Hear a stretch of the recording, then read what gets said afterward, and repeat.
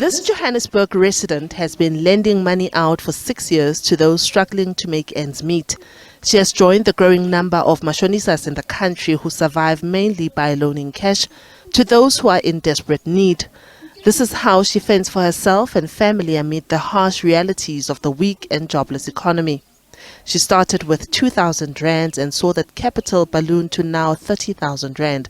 Most of her customers are tenants living in Cosmo City, northwest of Johannesburg. My entrance is too much because it's 50%. When I give you 100 rand, must be come back with another 50 rand on top. It must be 150. So I have 117 customers. Every month, actually by 15, by first of the month and end of the month and Sasa time. Yeah, something like that. Sometimes they don't have money for transport for the kids. Sometimes they don't have food in the house. Sometimes they want to go home when they have some funerals or some function at home. So they come to me to need help. Under the National Credit Act, the maximum amount of interest based on the current repo rate that a credit provider or a Mashonisa can charge on an unsecured loan is 31% per year. And with the risk that customers may default, she often resorts to confiscating their bank cards or SASSA cards as collateral. She is aware that she has to be registered to be a legitimate lender, but she says poverty has given her no choice. I'm running business. I can't say no, I can't give you money. I have to give them, so I'm going to benefit there. So even if you want to go to play casino machine or some cards, you need money from me. That's none of my business. As long as I know where you stay, I will give you money to make whatever you want. What I know, what I want is money. So I'm going to benefit. I don't care what are you going to do with your money. Not far from her house, a group of 7 neighbors have organized themselves as a stokvel group with the purpose of lending out money and sharing the interest at the beginning of each year. Each month, members contribute 2,000 rands, and with the total collected, it is loaned out at 50% interest. Each member is responsible for lending out money and generating interest for the group. We came here with the idea that we're going to work with money, borrow somebody money. If there is somebody need money, and then we borrow them money, and then we share at least the interest.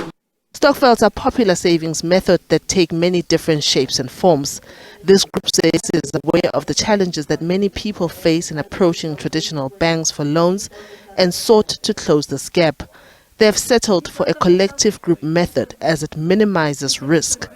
The lives of these members have improved in the process. Some are struggling single parents that can now make ends meet.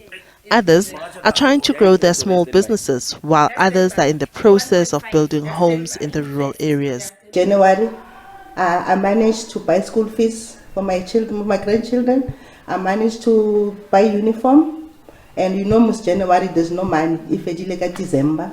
So I managed to buy grocery for both my daughters and their kids and their school uniform. This stokvel changed my life a lot because it's all about discipline. Yeah, and then you have to be punctual and then know how to spend money, where you spending your money, and then how to save. You just teach me a lot. Noktula Manglele runs a small business selling cool drinks. She says she has been able to renovate her home with the savings from the stokvel. She has 10 guaranteed clients every month that will need money from her. She says there are people whose salaries are not enough to carry them throughout the month. By the 15th, they are out of money and are forced to borrow money for transport to go to work for the rest of the month. Unfortunately, it becomes a perpetual cycle and becomes addictive. While Mashonisa are making lots of money off the backs of struggling consumers who are unable to get loans from traditional banks for various reasons, they say customers can stop the perpetual cycle of borrowing money if they change their spending habits, live within their means, and most importantly, learn the art of budgeting. Liabo Setho, SABC News, Johannesburg.